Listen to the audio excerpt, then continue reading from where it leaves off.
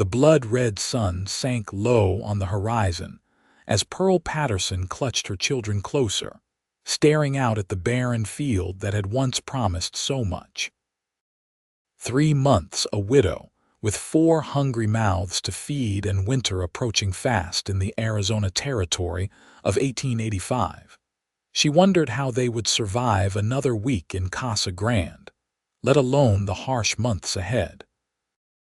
Pearl's worn boots crunched against the dry earth as she walked the perimeter of what should have been a thriving vegetable patch.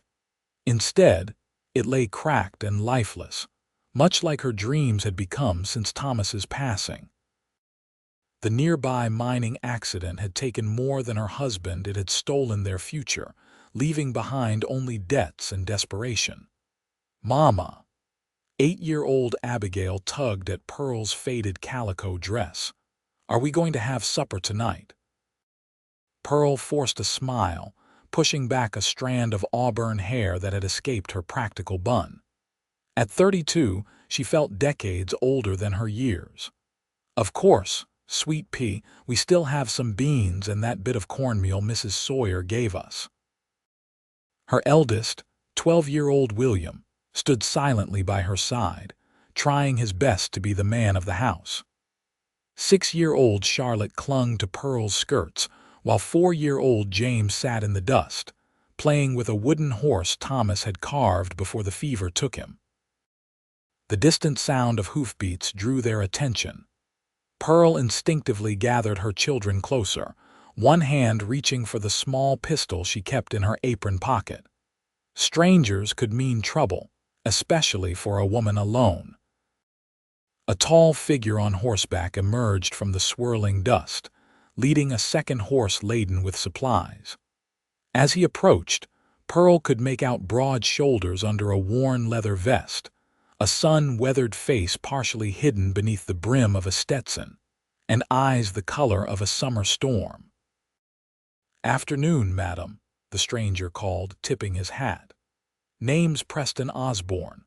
Folks in town mentioned you might be in need of some assistance." Pearl straightened her spine, pride warring with necessity. "We're managing just fine, Mr. Osborne." The man's lips quirked into a half-smile as he dismounted with fluid grace. "No offense intended, madam, just passing through and heard about your situation." He gestured to the desolate field. "That's good land going to waste." "My husband knew how to work it," Pearl said defensively. "I haven't had the time or the knowledge to maintain it properly." Preston nodded, removing his hat to reveal thick chestnut hair that curled slightly at the nape of his neck. "I've worked my share of farms from Texas to Montana. Been a cattle driver mostly, but I know a thing or two about growing crops." He reached into his saddlebag and pulled out a burlap sack. "Brought some seed. Good wheat and corn varieties that'll take to this soil." Pearl eyed the bag suspiciously. "And what would you want in return, Mr. Osborne?" "Preston, please." His eyes crinkled at the corners when he smiled. "I'm not asking for anything, madam. Just figured those young ones could use some food on the table and this land could produce it." He stepped closer, opening the sack to show her the seed inside. "We'll tend it together. I can show you how to keep it thriving even after I've moved on." "Mama, can we?" William spoke up, hope brightening his eyes for the first time in months. Pearl studied the stranger, searching for any hint of deception. She'd heard tales of drifters taking advantage of widows, but something in Preston's direct gaze spoke of honesty. And those children, her children, needed food. "You can stay in the barn," she finally said. "First sign of trouble and I'll expect you to ride out. Is that understood?" Preston nodded, his expression solemn. "Yes, madam. You won't have cause for regret." As the stranger led his horses toward the barn, Pearl felt something stir inside her, something she thought had died along with Thomas. It wasn't trust, not yet, but perhaps it was the faintest flicker of hope. That evening, as Pearl served the meager supper she'd prepared, a knock sounded at the cabin door. Preston stood there, hat in hand, holding a sack of provisions. "Hope you don't mind, madam, but I thought the little ones might appreciate something more substantial." He revealed fresh bread, dried beef, a jar of preserves, and a small sack of candy. The children's eyes widened at the unexpected bounty. Pearl wanted to refuse charity stung her pride, but the delighted expressions on her children's faces made resistance impossible. "Thank you," she said stiffly. "You'll join us?" "I'd be honored," Preston replied, stepping inside the humble cabin. As they ate, Preston entertained the children with tales of his travels: buffalo hunts in Wyoming, cattle drives in Texas, gold mining in California. Pearl noticed how he carefully avoided mentioning violence or hardship, tailoring his stories for young ears. After the children were tucked into bed, Pearl found Preston sitting on the porch steps, smoking a hand-rolled cigarette. "Why are you really here, Mr. Osborne?" she asked bluntly. "Casa Grande isn't exactly on the main trail." Preston extinguished his cigarette, taking his time to answer. "I knew your husband. Not well, mind you, but we crossed paths during a cattle drive 3 years back. Good man, honest, when I heard in town about his passing and your situation." He shrugged. "Seemed right to lend a hand." Pearl settled beside him, keeping a proper distance. "Thomas never mentioned you. No reason he should have. We spent maybe 2 days in the same camp, but I remember him talking about his wife and children. How he was working the mines to save enough for proper farming equipment." Preston gazed out at the darkened landscape. Man had dreams.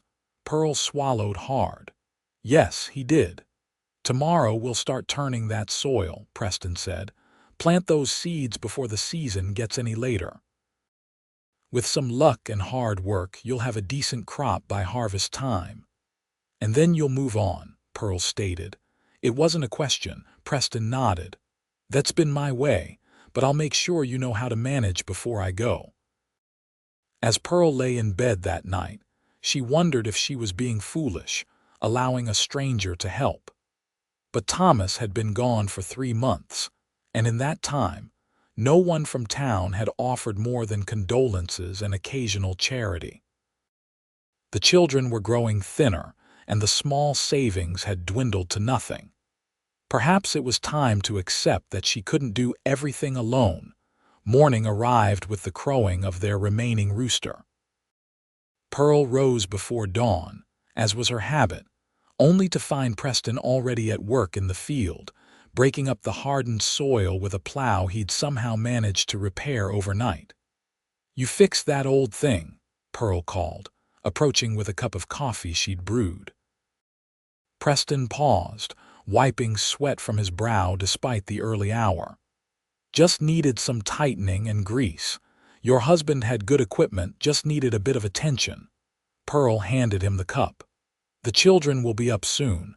I'll get breakfast started, then help you out here." "Much obliged," Preston said, accepting the coffee. Their fingers brushed briefly, and Pearl quickly pulled her hand away, disconcerted by the warmth that spread up her arm from that simple contact. Over the next week, they fell into a rhythm. Preston worked from dawn till dusk, teaching Pearl and William how to prepare the soil, plant the seeds, and create irrigation channels from the nearby creek. The younger children helped where they could, delighted by the stranger who always had a story or a small treat in his pockets.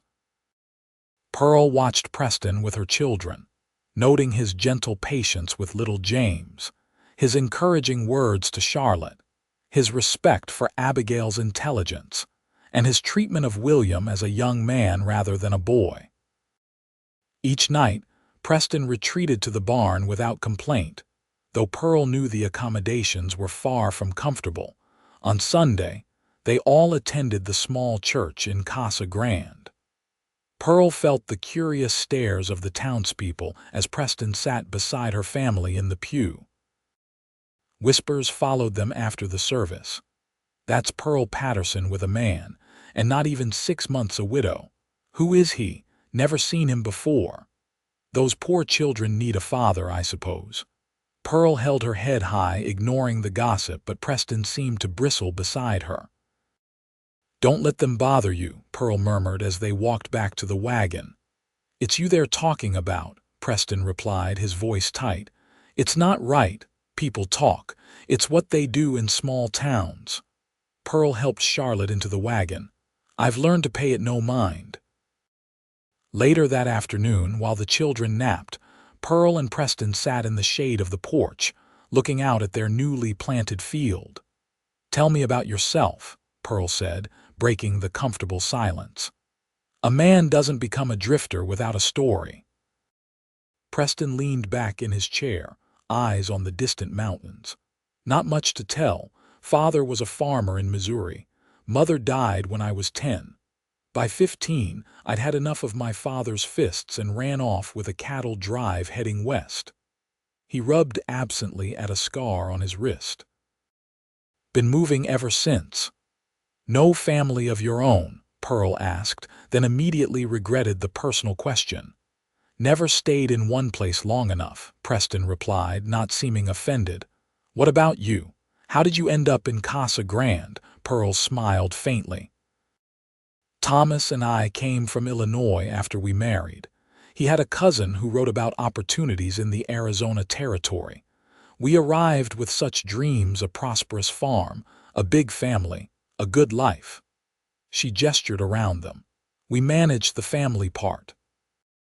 Your children are a credit to you both, Preston said sincerely. They are all I have left of him, Pearl replied softly. I can't let them down. You won't, Preston assured her. That wheat will sprout within days.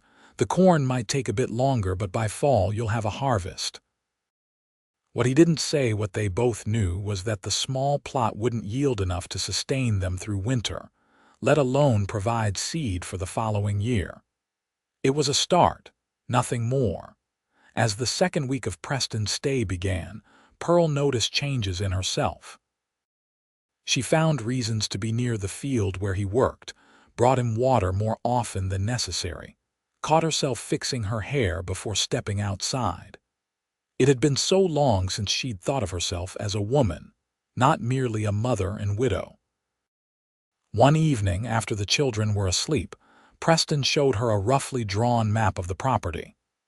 If you expand the field here next season, he explained, pointing to the eastern boundary, you could double your yield. The soil's good, just needs working. And this area would be perfect for fruit trees, apples, maybe some peaches. Pearl studied the map, then looked up at him. You make it sound so possible. It is possible, Preston insisted. You're stronger than you know, Pearl. It was the first time he'd used her given name, and the sound of it in his deep voice sent an unexpected shiver through her. Thank you for believing that, she said. It's been hard to believe in anything lately. Preston's hand covered hers briefly. Faith returns. Give it time. That night, Pearl dreamed of Thomas for the first time in weeks. In the dream, he smiled at her, touched her cheek gently, then turned and walked away, leaving her standing in a field of golden wheat with Preston by her side. She woke with tears on her cheeks, but her heart felt lighter somehow, as if permission had been granted for something she hadn't yet admitted to herself. The following day, disaster struck. Pearl was hanging laundry when she heard William's panicked shout. She ran toward the field to find Preston on his knees, clutching his side, face contorted in pain. What happened? She demanded, dropping to her knees beside him. Snake, William explained, pointing to the dead rattlesnake nearby. Mr. Osborne killed it, but not before it got him. Help me get him to the house, Pearl ordered, fear clenching her heart. Together they half-carried Preston to the cabin and laid him on Pearl's bed. The bite on his calf was already swelling, angry red streaks spreading upward.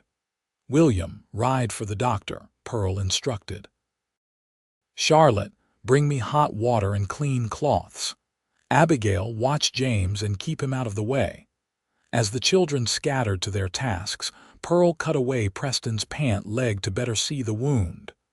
"I've had worse," Preston muttered through gritted teeth. "Don't lie to me," Pearl retorted, cleansing the wound. "Rattlesnake venom is nothing to dismiss." She worked efficiently, applying a poultice of herbs she'd learned to use from an old Mexican woman who lived on the outskirts of town. Preston's breathing grew labored, his skin clammy with sweat as fever took hold. "The doctor's away delivering a baby," William reported when he returned. "Mrs. Hernandez said he won't be back till tomorrow at the earliest." Pearl nodded grimly. "Then we do what we can." Through the night, she bathed Preston's burning forehead, forced him to drink water, and prayed as she hadn't since Thomas's death. The children took turns helping, their young faces solemn with concern. Near dawn, Preston's fever broke. Pearl, exhausted from her vigil, had fallen asleep in the chair beside the bed. She woke to find him watching her, his gray eyes clear. "You saved my life," he said simply. "You're not saved yet," Pearl replied, feeling his forehead. "The fever may return." "It won't," Preston said with certainty. "I've cheated death enough times to know when he's given up the chase." Pearl smiled despite her exhaustion. "Rest now. The children and I will manage the field today." "Pearl," Preston caught her hand as she rose. "Thank you." The sincerity in his voice made her throat tight. She nodded, unable to speak, and slipped from the room. Over the next few days, Preston recovered his strength, though Pearl insisted he remain in the house. She and the children tended the sprouting seedlings, following his instructions. Each evening, Pearl would sit beside his bed, reporting on their progress, listening to his advice, and sometimes just talking about their lives. "Did you love him very much?" Preston asked one night, the question unexpected. Pearl didn't pretend to misunderstand. "Yes," she answered honestly. "Thomas was a good man, a good husband, not perfect, who is? But he loved his family, that's what mattered most." Preston nodded, his expression thoughtful. "And now, do you think you could ever love again?" The directness of the question startled her. I haven't allowed myself to consider it," she admitted. "The children need stability, not a mother distracted by romantic notions." "Children need happy parents," Preston countered gently. "A mother who remembers she's a woman first might be exactly what they need." Pearl stood abruptly. "It's late. You should rest." As she left the room, Preston's words followed her. A woman first. When was the last time she'd thought of herself that way? By the time Preston was strong enough to return to work in the field, nearly 2 weeks had passed. The wheat had sprouted into delicate green shoots, and the corn was beginning to show. Preston surveyed their progress with obvious pride. "You've done well," he told Pearl, "better than I expected." "We had a good teacher," she replied. They worked side by side that day, weeding and checking the irrigation channels. The children joined after their lessons, making the work feel more like a family activity than a chore. Pearl found herself laughing at James's antics, joining in Charlotte's songs, and appreciating the way Preston treated each child with individualized attention. As sunset approached, William came running from the house. "Riders coming, Ma." Pearl shaded her eyes, peering at the approaching figures. "It's Sheriff Taylor and Mr. Blackwell from the bank," she said, her stomach tightening with apprehension. Preston moved to stand beside her as the men dismounted. "Afternoon, Pearl," Sheriff Taylor said, tipping his hat. His eyes slid to Preston with undisguised curiosity. "Sheriff." "Mr. Blackwell." Pearl nodded to each man. "This is Preston Osborne. He's been helping with the farm." Blackwell, a thin man with cold eyes, barely acknowledged the introduction. "Mrs. Patterson, I've come about the loan payment. It's now 2 months overdue." Pearl's heart sank. With Thomas's death and the failed crops, she'd pushed the bank loan to the back of her mind, focusing on immediate survival. "I know, Mr. Blackwell. I was hoping for an extension until the harvest." Blackwell's lips thinned. We've already granted one extension, Mrs. Patterson. The bank can't continue carrying delinquent accounts. What exactly are we talking about here? Preston interjected, his voice calm but firm. This is a private matter, sir, Blackwell said dismissively. Mr. Osborne is helping me manage the farm, Pearl stated. He has a right to know the situation. Blackwell sighed. Very well. Mr. Patterson borrowed against the property to purchase equipment and seed. The outstanding balance is $300 with $50 due each quarter. 2 payments have been missed. $100, Preston clarified. And if it's not paid, the bank will have no choice but to begin foreclosure proceedings, Blackwell replied, not quite meeting Pearl's eyes. You'd take a widow's home, with 4 children. Preston's voice had a dangerous edge. Sheriff Taylor shifted uncomfortably. Now, no one wants that, Preston, but the bank has its rules. How long do we have? Pearl asked, struggling to keep her voice steady. 30 days, Blackwell answered. I'm sorry, Mrs. Patterson, but business is business. After the men departed, Pearl sank onto the porch steps, despair threatening to overwhelm her. Even if the harvest is good, it won't be ready in time, and it certainly won't bring in $100. Preston sat beside her, his shoulder almost touching hers. There are other ways to make money. I've tried taking in laundry, selling eggs when the hens produce enough, Pearl said. It's barely enough for food, let alone loan payments. I wasn't thinking of laundry, Preston said. There's a cattle drive coming through next week. They'll need experienced hands. The pay is good. Pearl looked at him in alarm. You're leaving just for a few weeks, Preston assured her.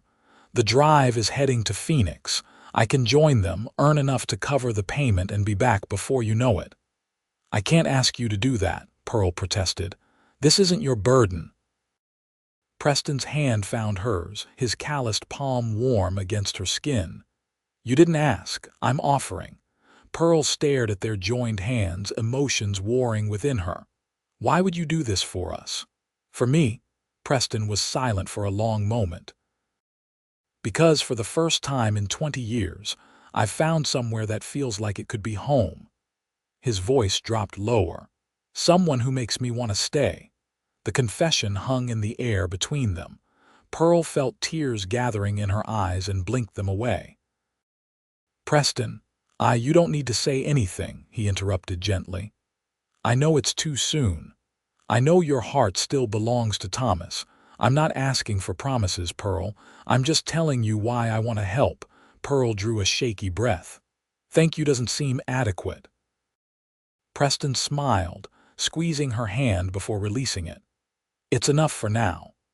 The following week passed in a flurry of preparations. Preston worked from dawn till dusk, ensuring the field was in perfect condition, showing Pearl and William exactly what needed to be done in his absence.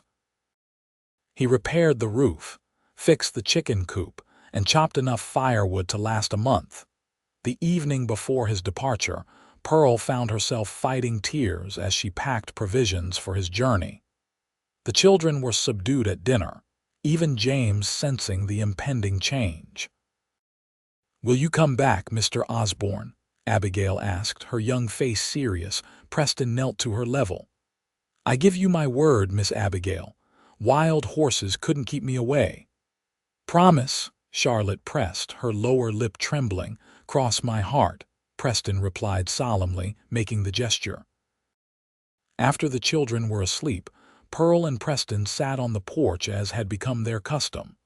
The night was clear, stars scattered like diamond dust across the velvet sky. The cattle drive should reach Phoenix in 3 weeks, Preston said. I'll head straight back after getting paid. Shouldn't be gone more than a month total. Pearl nodded, not trusting her voice. William knows what to do with the crops, Preston continued. He's a quick learner, that boy. Reminds me of myself at his age, only with a better head on his shoulders. Preston, Pearl finally said, turning to face him. I need you to know something before you go. He waited, his expression open. When Thomas died, I thought my heart died with him, Pearl said slowly. I couldn't imagine ever feeling anything for another man. I was certain that part of me was gone forever. She took a deep breath. I was wrong. Preston's eyes widened slightly, but he remained silent. I don't know what this is between us, Pearl continued. I don't know if I'm ready or if it's right or what the future holds. But I know that when you're gone, there will be an emptiness here that has nothing to do with the children or the farm. She touched her chest. It will be here. Preston's hand rose to cup her cheek, his touch reverent. Pearl, he whispered, her name a prayer on his lips. Slowly, giving her every chance to pull away, he leaned forward. The kiss was gentle, questioning, brief, a promise rather than a demand. When they separated, Pearl's heart was racing like a wild thing in her chest. I will come back to you, Preston vowed. To all of you. Pearl nodded, believing him with every fiber of her being. Dawn broke clear and cool as Preston saddled his horse. The children gathered around him, William solemn with his new responsibilities, the girls fighting tears, James clinging to Preston's leg until the man scooped him up for one last hug. Mind your mother, Preston told them. Help each other. I'll bring each of you something special from Phoenix. Finally, he turned to Pearl. In front of the children, their farewell was restrained, a clasping of hands, a meaningful look, a simple Godspeed. As Preston rode away, Pearl felt a curious mixture of fear and hope.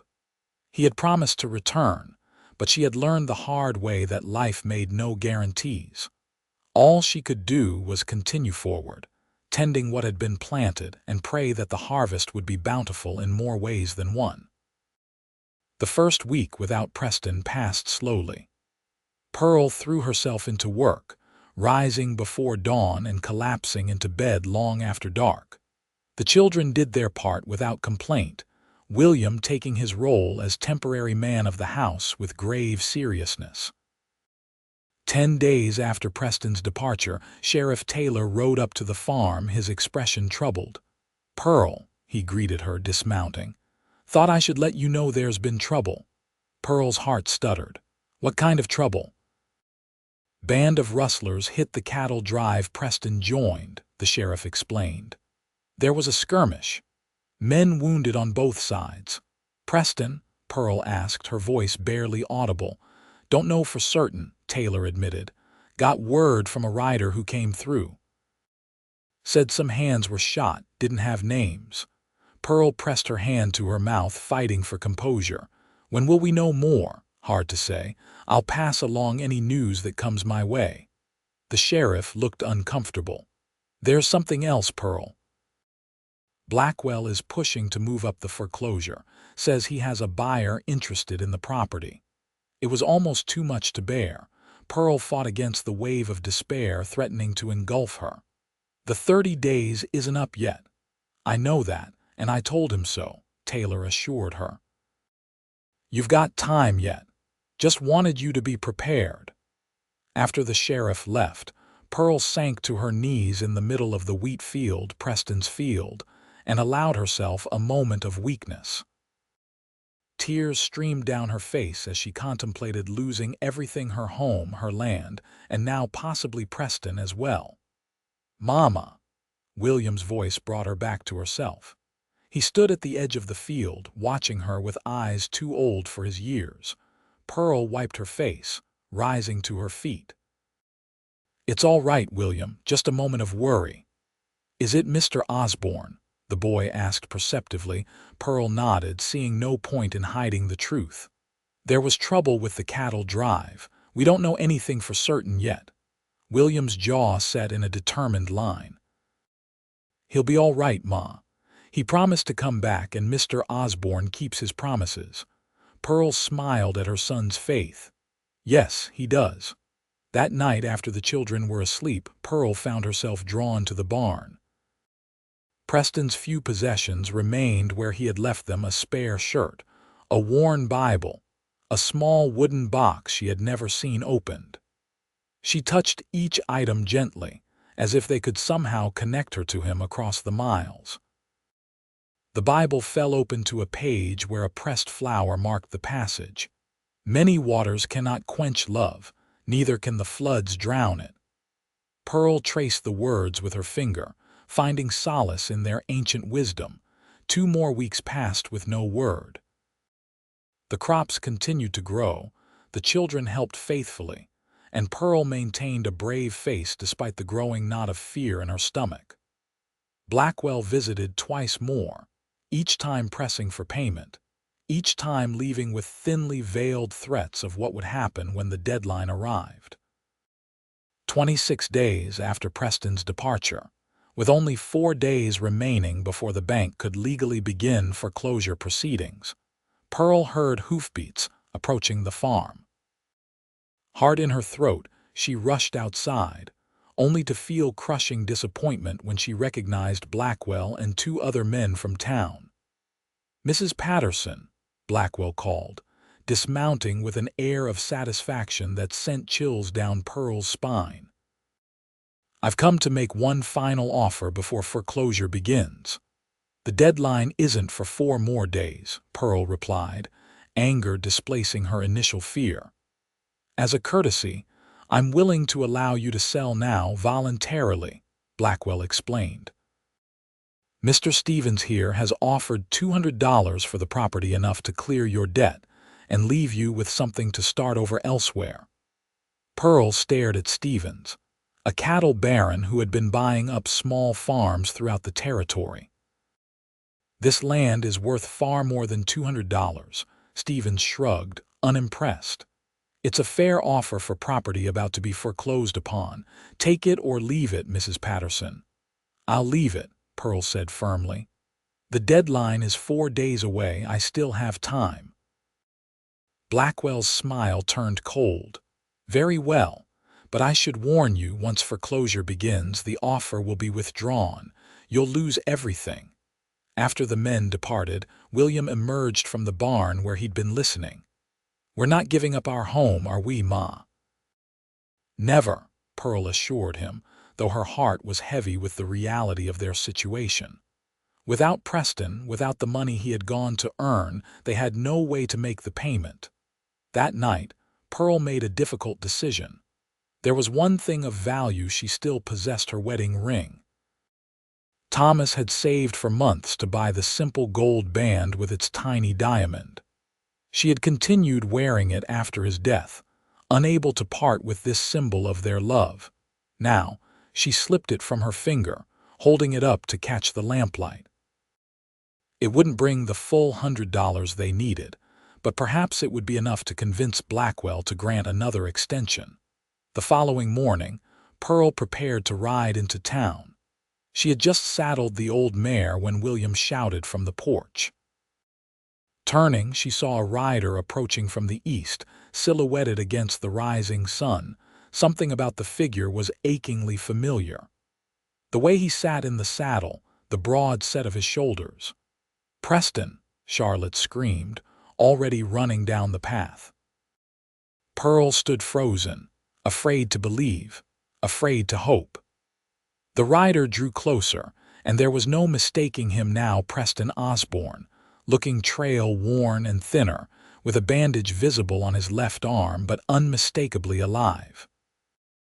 The children reached him first, swarming around his horse as he dismounted. Pearl followed more slowly, her legs unsteady beneath her. When Preston looked up from the children and saw her, his face transformed. The weariness fell away, replaced by a smile that reached deep into his storm-gray eyes. "You're hurt," Pearl said, noting the bandage again. "Just a graze," Preston dismissed. "Would have been back sooner, but the doctor in Phoenix was overcautious." "The sheriff told us about the rustlers," Pearl said. "I was afraid."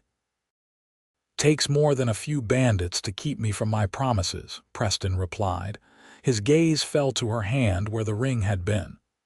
"Pearl," she closed her fist reflexively. "It's nothing. We should get you inside. You must be exhausted."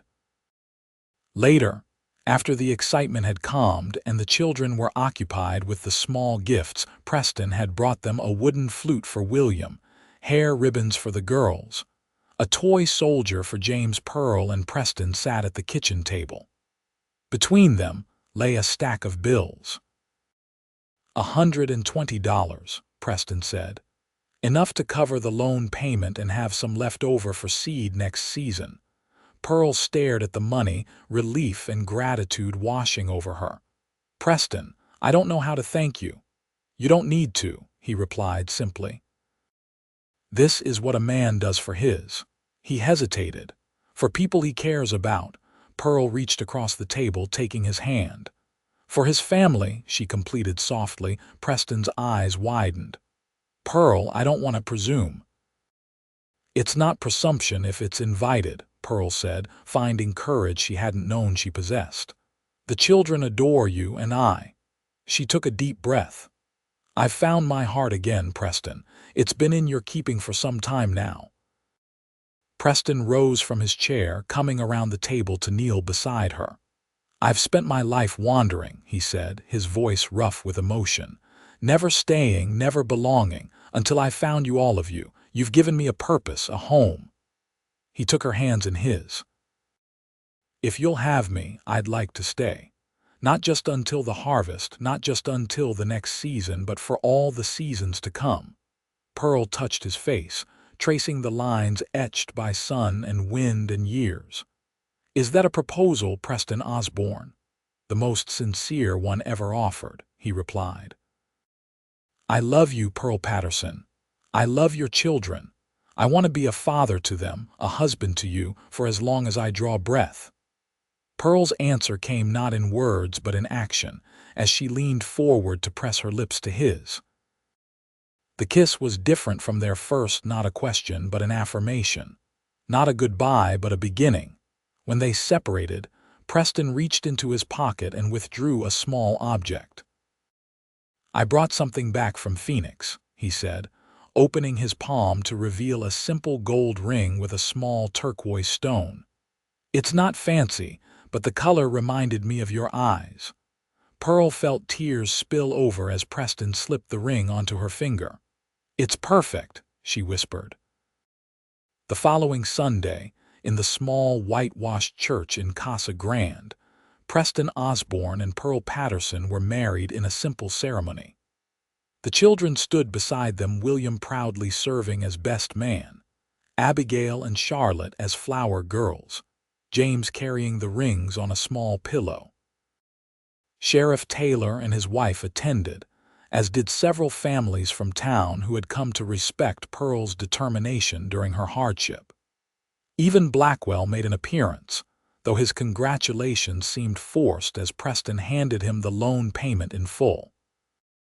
After the ceremony, they returned to the farm, their farm now, where neighbors had prepared a modest feast.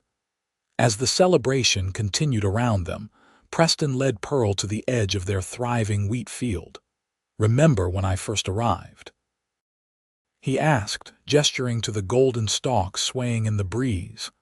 I brought seed and said we'd tend it together. Pearl nodded, leaning against his shoulder. I was so afraid to trust, to hope. And now I understand what you meant, Pearl replied. It wasn't just about the wheat. Preston's arm circled her waist. Life, love, family, they all need tending. Constant care, patience, faith in the harvest to come. Do you think we'll have a good harvest, Mr. Osborne? Pearl asked, a teasing lilt in her voice. Preston's kiss was warm with promise. The best, Mrs. Osborne. The very best. As summer turned to autumn, the crops were indeed bountiful.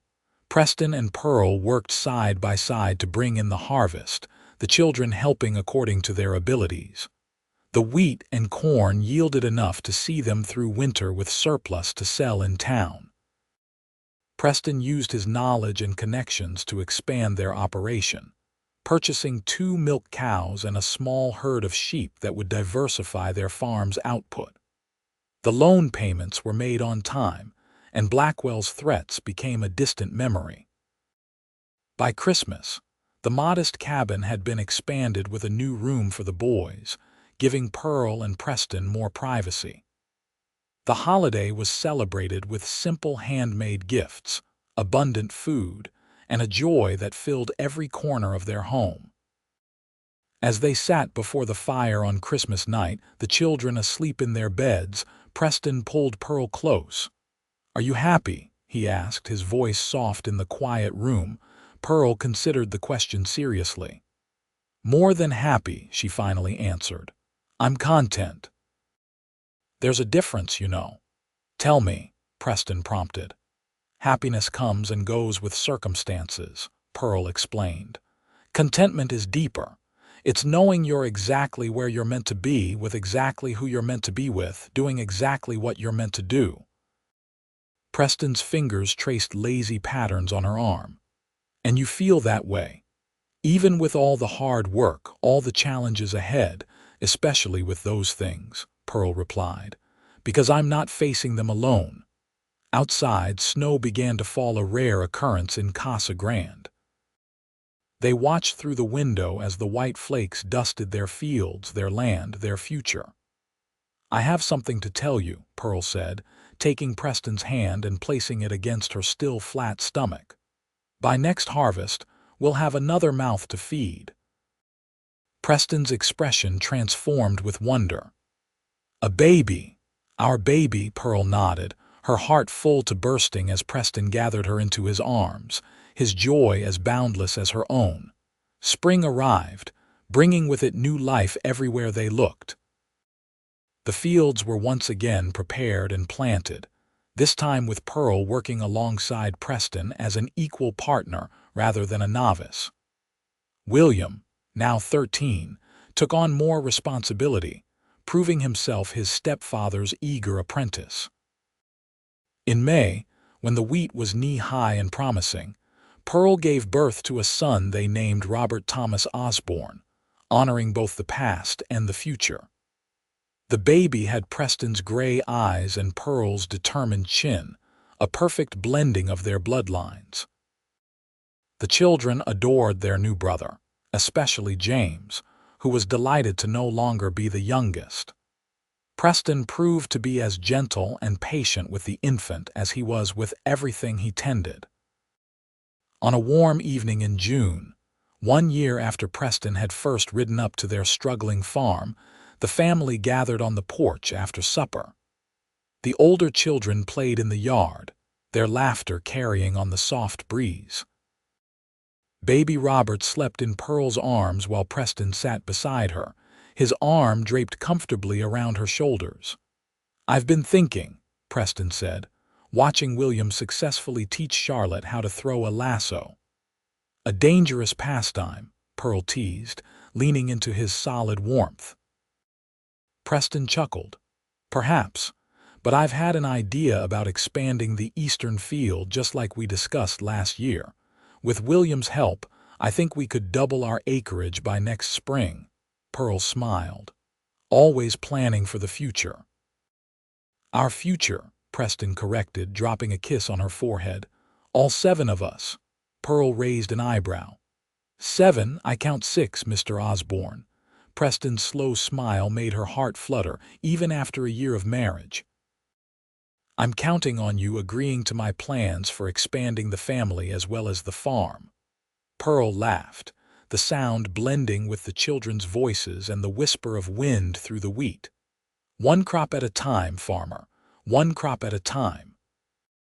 As twilight deepened around them, Pearl reflected on the journey that had brought them here.